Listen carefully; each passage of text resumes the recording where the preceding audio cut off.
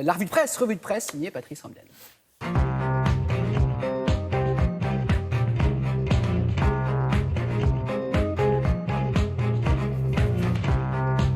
Bonjour Patrice.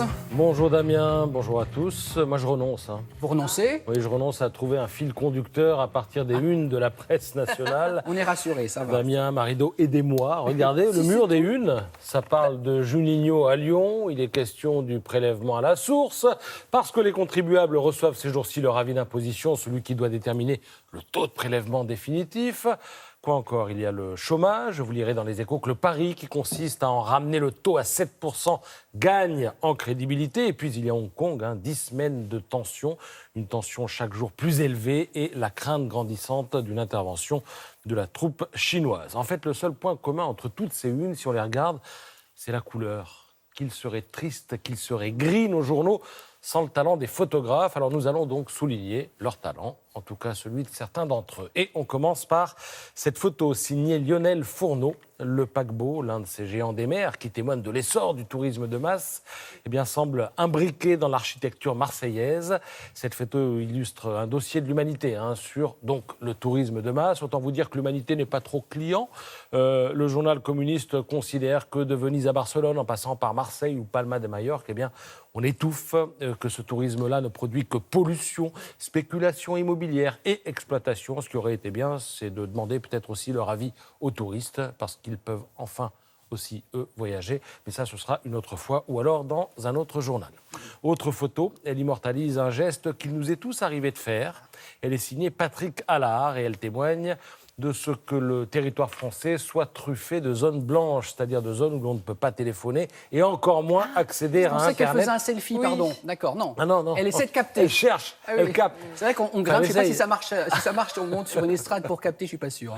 97% de la population française dispose d'une couverture mobile, mais cette couverture est en peau de léopard.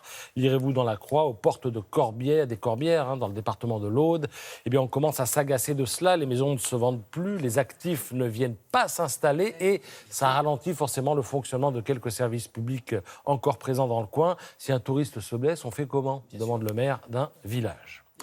Dans le Parisien Week-end, Amélie Nothomb fait une prière. Photo signée Éric Garot. Alors, dans son dernier roman, elle ne se prend pas pour n'importe qui puisqu'elle se met carrément dans la peau de Jésus, ce qui lui permet d'affirmer haut et fort, à l'occasion de la sortie de son 27e roman, qu'elle finira au Vatican. Papesse Amélie. On demande à voir. Il se pourrait que le vin de messe soit remplacé par du champagne. Oui, qui parce qu'elle adore ça. Alors, en attendant de voir, on peut lire son 27e roman. C'est l'un des 524 romans de la rentrée littéraire. 524.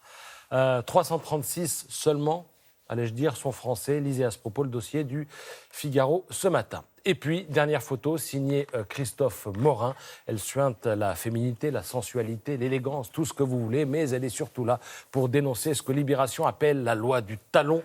Plein feu sur le boulot d'hôtesse. Elle serait harcelée, chosifiée, agressée. Si l'on en croit les témoignages recueillis par le journal, l'impression, dit l'une d'entre elles, d'être un bout de viande entouré de mâles alpha hyper macho et méprisants qui active une sorte de drague automatique et hyper décomplexée. Fin de citation. C'est plutôt pas mal dit. Je conseille à tous les hommes de lire, ça pourrait leur servir, surtout s'ils sont habitués du salon de l'auto. Voilà. Et je signale un compte Instagram, #patapotiche, qui dénonce le sexisme dans la profession. On peut aller jeter un œil. #patapotiche. Merci beaucoup, Patrice. Allez,